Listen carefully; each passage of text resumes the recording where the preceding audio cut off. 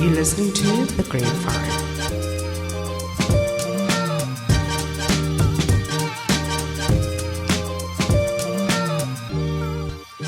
The clap song. The clap song. The clap song. Oh. Hello. We Sanbonan. tried a new song, it didn't go. No, we had to take it back. We had to bring it back home because We just tried and it didn't yeah, work. It like wasn't gelling. It wasn't giving the je ne sais quoi.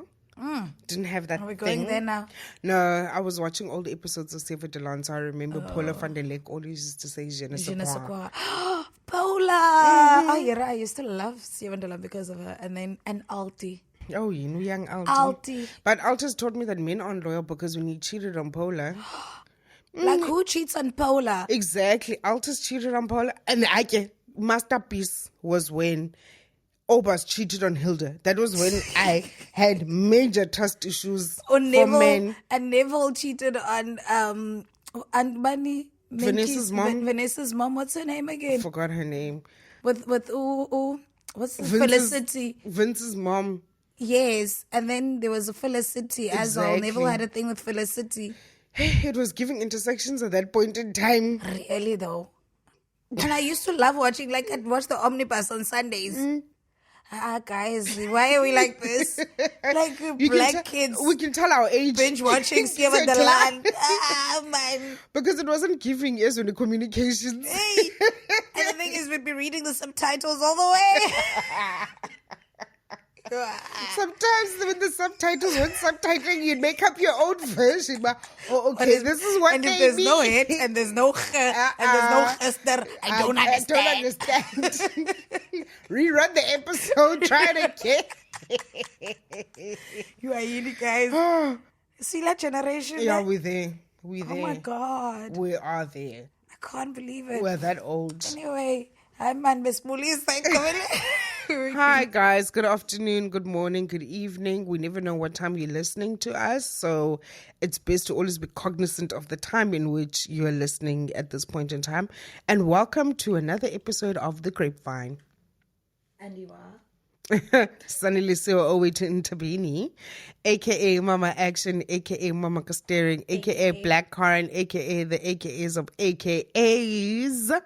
Yo, out here, AKA Sasan. Stronger. Wow. A new AKA might be coming soon, AKA award winning. Yes.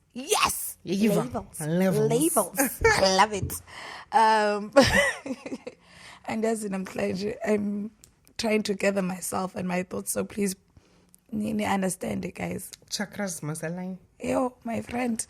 Anyway, it's Uzotiti Zawitano. Mama Kazenande. You smash me, but I am grabbed. Once I turn the line. Yeah, stayed captured. You've been captured. Former journalist, now turned media specialist. And yes, siyahlala apha, but we are sponsored. Yes, proudly brought to you by, proudly sponsored by 7th&9 Production, which is a podcast production company. And if you like this podcast and you like how our theme is and the flow and how it's produced, you best know who are the people behind it. You know what? I was listening to DJ Cleo this week, and I know this is so random, but I'm random in general. Yeah, but DJ Cleo used to say, "This is a DJ Cleo production." I feel like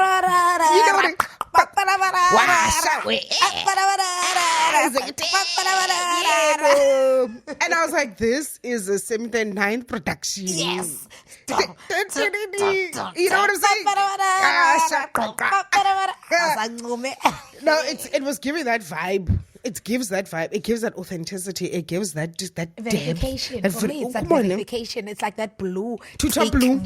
Yeah, Tuta blue of podcasting. It's that label. No, it's definitely. And this week we're actually going to be talking about navigating parenting and careers. We are actually going to be talking about how we started off our careers as single parents and the fact that it's okay to drop your balls. And we don't mean balls by nuts. Like, balls. We mean balls by when you juggle. It's that term that is often used in the office, like you dropping the balls, especially in corporate. Like corporate love that term, and it's the first time I actually heard it when I started working in corporate. But hey, people are dropping balls. I'm like, hey, which ones? The ones that are sucking there? Okay, come on. But anyway, I do want to say that I think it's very important for us. We had a conversation where we were talking about the fact that if you're listening to this podcast and you find us always talking about parenting or whatever topics we do talk about, touch on parenting, it's very important that I feel the listener knows that we are single parents. Yeah. So whatever we say will have that, it will always go via parenting because it's our experience. Yeah. And I think that a lot of things that we talk about here are not things that, it's often things we hear about, often things we observe, often things that we experience. So we can't negate those things and try to be other people. So I can't act like I'm single and I'm not a parent. You know what I mean? Yeah. Parenting defines a huge part of who I am. So I do want people to know that bangatikwa. Do you understand? Like don't get annoyed. Yeah. Like, they always talking about parenting. It's because it's who we are. And I mean, you might be a future parent, you might be planning to be a parent soon, or you might be going through the same thing, or you just love kids and wonder how people do it. And also the one thing, when people ask me, tell me about yourself, especially after I've had my child, I'm a parent first. In me saying that I'm a parent first, it kind of like gives a gateway so you can understand, one, my time is precious, don't waste my time. Two, it also lets you know who I am and the fact that where my priorities lie. Because my priorities will always be with my child. Which is why, but before I actually continue, I just want to give you guys a heads up. There is some construction taking place in our environment. So if you do hear some drilling, nobody's drilling anybody. It's the construction that is happening. Being slaughtered. Yeah, it's not a slaughterhouse. No. We're not in some abattoirs. No, we're not in some abattoir somewhere. No. So that's the one thing. And you know what? The funny thing is, I only literally started like the foundation of my career and navigating and understanding where I want to be career-wise when I became a parent. Is it? Yeah. Beforehand, I was living my best life, had no financial responsibility other than myself. I didn't care a damn. Life was good. I was just chowing my salary, you know? And I didn't have to think about the time that I was spending and the fact that I'm not going to get the time back or how I'm spending my time. And the one thing is that for me, like my journey, like from a career perspective, is I did work. Yes, I enjoyed it. Yes, you know, it was an unfamiliar territory, the career that I started in and everything like that in social media.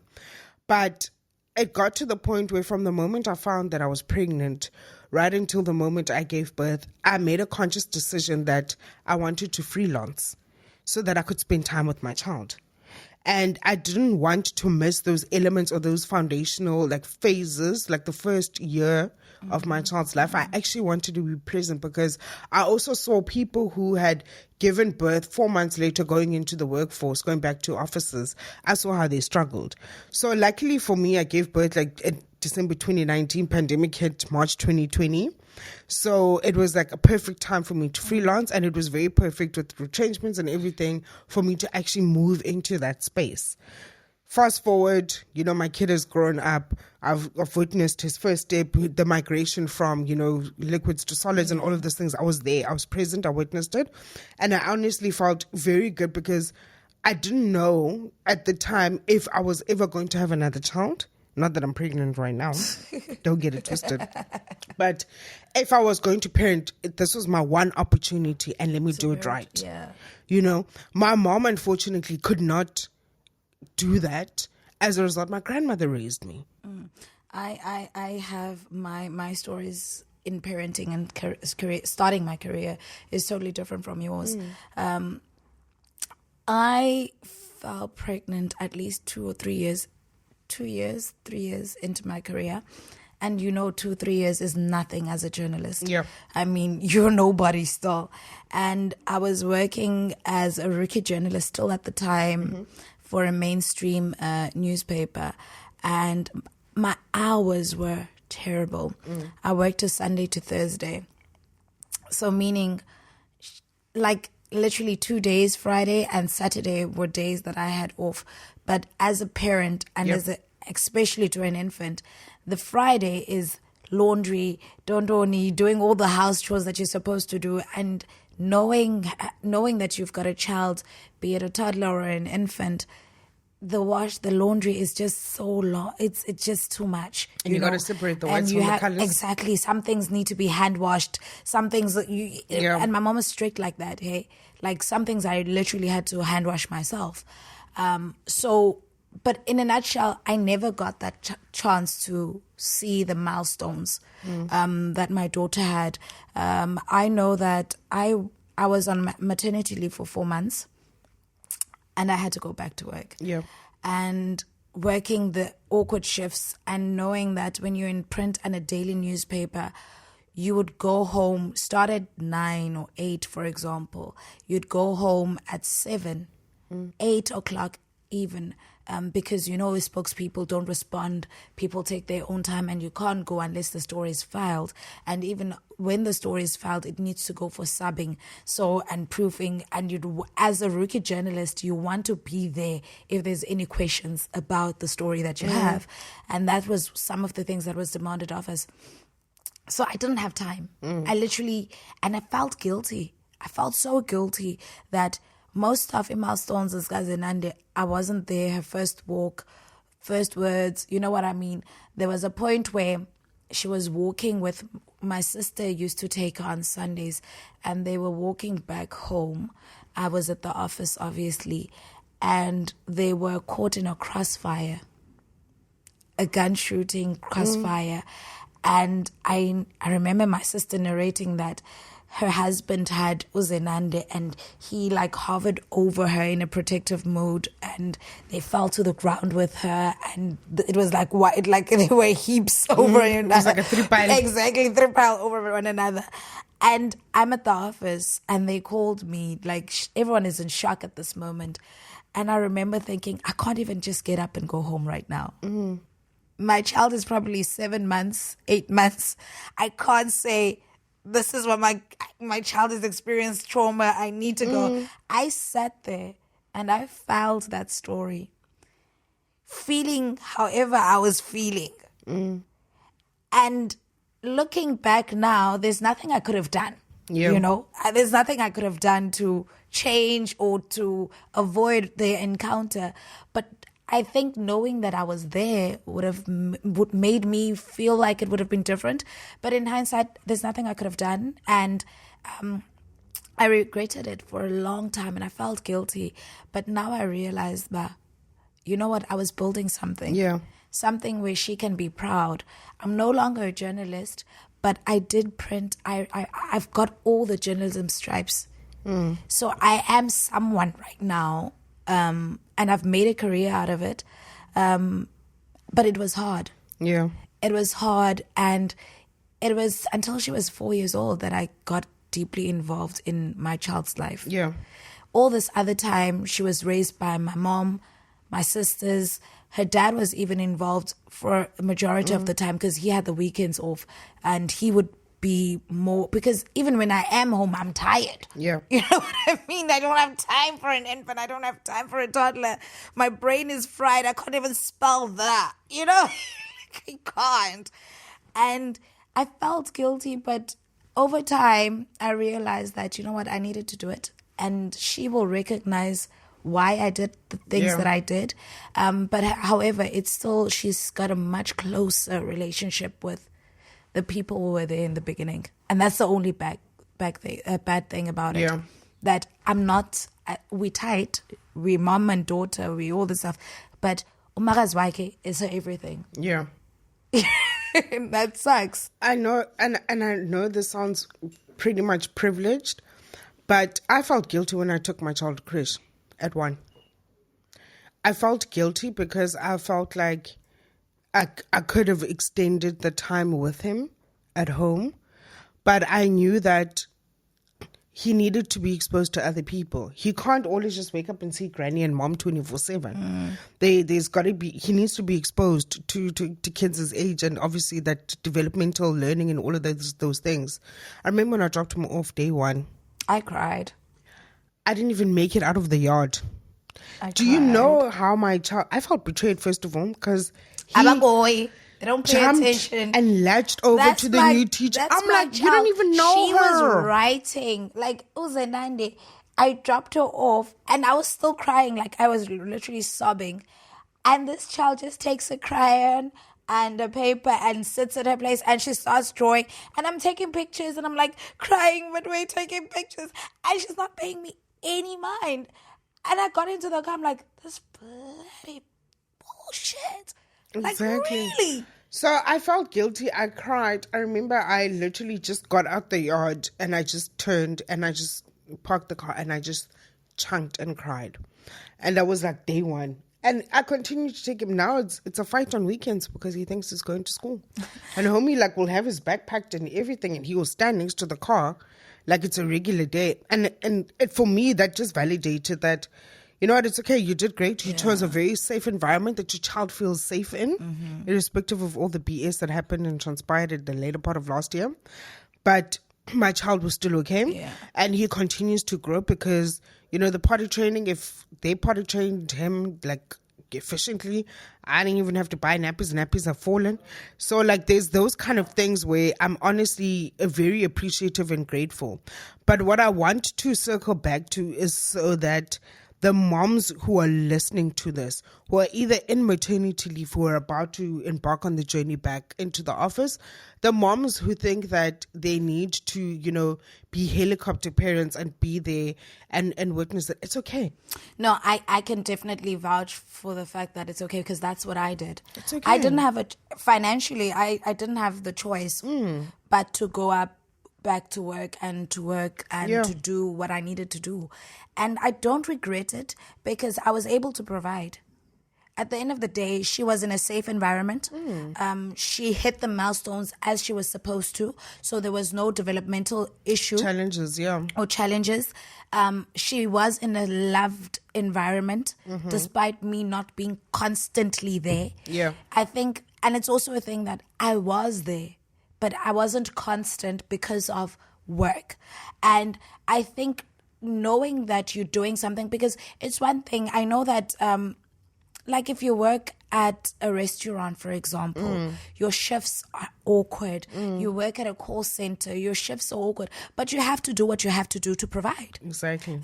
You can be next to your child, but what good are you going to be hovering next to your child and being around your child if you can't make sure that that child is fed, that child is clothed, that child gets the best education that you can afford?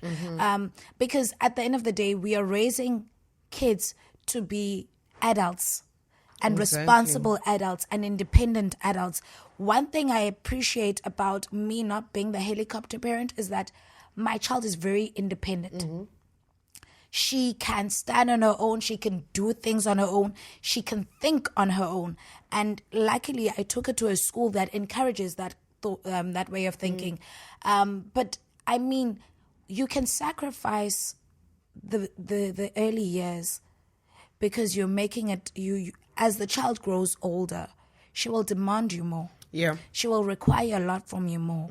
Financially, I'm a person who looks at finances more than anything because I don't want my child to suffer. I come from a single parent background. I know what it is to be in need. I don't want my child to ever be in need. You know, I didn't struggle. There were things that my mom couldn't afford, but I wanted them and some I needed. But it was just not there. So I recognize that there are needs and those needs need to be met. And I'm the one who brought this child here. So I need to ensure that I provide. Exactly. And that's what I'm saying. It's okay to sacrifice those early years because the sacrificing of the early years, it builds that foundation for you to be able to have that time allowance as time goes on. If you need to study right as your child is young, so that you know you can get your qualification and be at work by the time that child is more demanding. Because abantwana, I think when they get into their preteens, that's when you need to worry and be present and be active.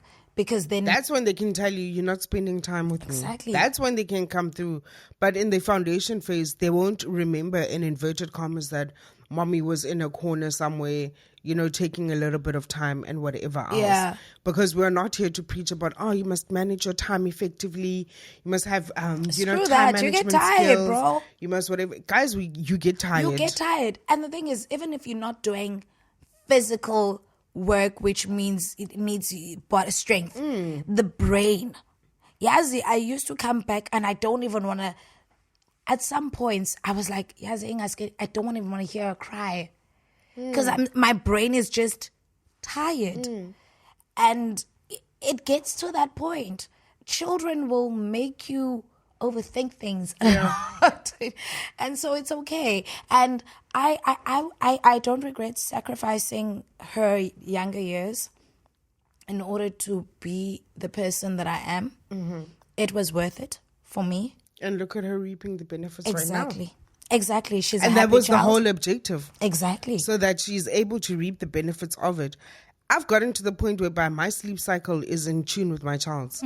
We sleep together. So when we say goodnight to everybody, best believe It's good night. It's good night to everybody. No one is waking up or whatever. We will sleep. We wake up at the same time. In fact, now, because I sleep earlier, I wake up a bit earlier so I can do the things that he wants, especially on weekends, because it's 6 a.m. Homie is up on some. I was woken by a huge knock. Can I please have this? Can I please have my scrambled eggs now? This is like 2 hours after he's eaten porridge, Can I have my scrambled egg? Like, he disregards load shedding because we've got a gas stove. So he's like, sweetie. And Ginda. I don't enter. And Ginda. Here you are going to provide the provisions that are there for me. Yeah. And I'm okay with that because now it's gotten to the point where he's so routine driven, and I didn't realize this until now. He's so routine driven, and that routine helps me out as well. Because now I have a routine, Now I'm the one that's like, hey, we can't spend X amount of time now on this thing because the next thing needs to happen before the before lunch. Children learn and with the routine nap and consistency. Needs to happen, and then after the nap we need to do this and this and this and this and that. But you know what? I also think, as my daughter is growing older, she's demanding me more. She's turning 8, so she's demanding more, and she's very slick with her tongue. She's taking it from me, I know. You birthed yourself. Yeah, I freaking did. She's slick with her tongue, so she says a lot of things that I need to. She'll say it in passing, but you realize when you think back, this is the root of the statement that was made. So now I'm very aware and alert on some of the things that she says, because she'll say, you went out last night. Why did you go out and why didn't you come back? Or are you working again today? Because sometimes I work weekends. Are you working again today? And I'm like, yes. And I'm like, oh shucks, this at some point, how am I going to get a balance? I haven't learned how to strike a balance between parenting and being in the career that I'm in. It's hard, especially when we work weekends as well, because weekends are her time, and now my work is imposing on her time. Again, she's sacrificial lamb. At the end of the day. I know this sounds wrong, but I was looking at from the time I was freelancing to the time I got a permanent job. My son has literally always been next to me. He has always occupied my second screen. So it's a win, so to speak, because at least I don't physically have to be outside of the house, if that makes sense. Yeah. It's gotten to the point where if he wants to go and jump on the trampoline, I literally take your laptop. I take my laptop. I'm outside. He's jumping on the trampoline. He's doing whatever. If he wants to ride his bike, I'm literally there. Like he's riding his bike. Now it's gotten to the point whereby he has activities. He's got plans with his friends and whatever else. I'm taking my whole work bag, And you know, going- we're going to wherever he needs to go. He does all of his activities. I'm sitting with the moms on the table. There's like the dads are like doing whatever. And I'm sitting on the table working while he's like, you know, having fun and whatever. And I'm just so grateful that I can be there. But again, your career choice, your career choice. For me, my career has always demanded that I go out. Yeah. I was always on the field.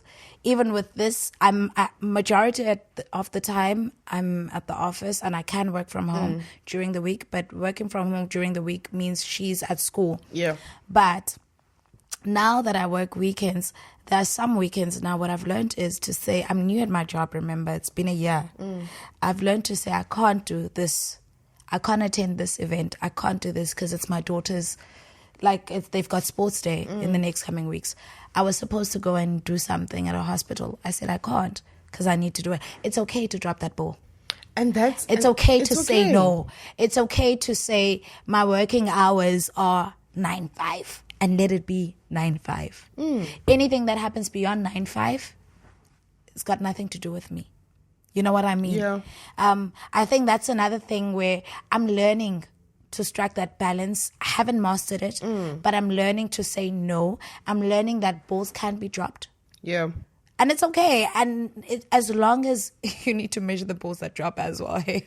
Don't drop too many balls to the point where you are unemployed. And besides that, you And need let to go. know which balls must drop. Which balls can you afford to drop as well. you know, because something that's going to have a huge impact on the organization, you really don't want to drop. Yeah. But managing your time as well and priorities is very important. And making your stand in your workplace and saying me time or work time is work time and my parenting and me time is parenting and me time. My job is just fortunate that my child demands Peppa Pig. So when we get home after the school pickup, and he wants Peppa Pig, that's when I'll check for, these little things or do certain things to decrease the load as well. Yeah. So that I'm able to, during the weekdays, so that if he wants to do whatever, I've got that capacity to do it. so. Yeah. Or else I can even take the initiative and not just rely on him to decide that he wants it and do something as well and be proactive in that regard. Because I've just made sure that yes, I get that I can't always be out or be available in whatever the case may be. But it's gotten to the point where I know which balls I can drop. Quick tip. My therapist always told me about this. For events that I can't make or things that I can't make for school or whatever that's important to my daughter and I'm working, when you can do what we can do is put in a note on your lunchbox, in her lunchbox, a nice cute note saying, "Mommy loves you," or "Good luck on your assessment today." So something that she doesn't know that you've done. And so when she opens her lunchbox, she sees it and she feels you.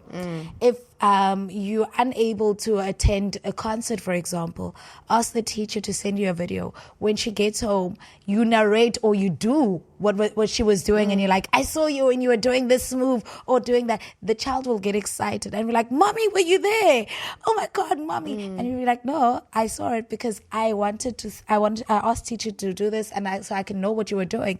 That still builds the connection and it still makes you appear as if you were present in your child's life. So those are tips that I've gotten. I'm doing it now in order for me, for things that I can't appear or pitch for Zenande, she knows that a part of me is there and is with her and we can still talk about it afterwards. I think we're going deep now, but that's no, a quick we're going tip. hella deep. No, it was going to be deeper than deep. No, that's a quick tip that I had. Then it was going to go to us and how we grew up and No. how our parents I'm not going there. Bricks. Mama, where was my note in my lunchbox? Bricks. But that's it's just a nice tool that I think I've been taught and I'm exercising, and I feel like anyone else can do the same so that you don't feel the guilt and you still manage to facilitate the relationship between your child and yourself. The one thing I just want to emphasize is the importance of me time, because you are of no use professionally and to your child if you do not take time for yourself. I do an hour a day. And it's okay to literally send your child off while they're awake and whatever else, send them off to go and play or send them off to go do something while you just have a little bit of time to yourself. Exactly. And not wait for them to go to sleep in order for you to, have that time. And the reason why you need to stop being conscious of that is because you are, as a parent, you're never going to have enough time, firstly, in a day. And secondly, you're never not going to feel some type of way, but it's how you can nip that negative emotion in the bud so that you don't allow it to dictate or for you to lash out or whatever the case may be at a later stage. True. I mean, my son literally pulled me yesterday in the middle of me doing a report to dance along with him to a song. And I was like, you know what? It's not going to take much time. The song is 3 minutes long. Let me just dance to this damn song, get it over and done with. He's going to be happy. I'm going to be fine. And life goes on. Yeah. That 3 minutes is not going to hinder the progress of the report. What happened? It took 3 minutes, danced. He was happy. I was happy. Finished the report. Load shedding happened. Everybody was good. Guys, thank you so much for listening. You're most welcome to share, like, subscribe, and engage with us by just typing up your comment there and giving us your tools. What are you doing to keep the balance? I said I'm struggling with it. Usane has mastered some tips. Not weaving, but drowning. Usane has mastered some tips. But if you've got anything to share with us, please do. This is a space where we navigate through our lives and experiences. From me, Umama Gazenande. And from me, Umama Ganziga. Let's leave it as that. We will see you or chat to you again next week. Bye. Bye.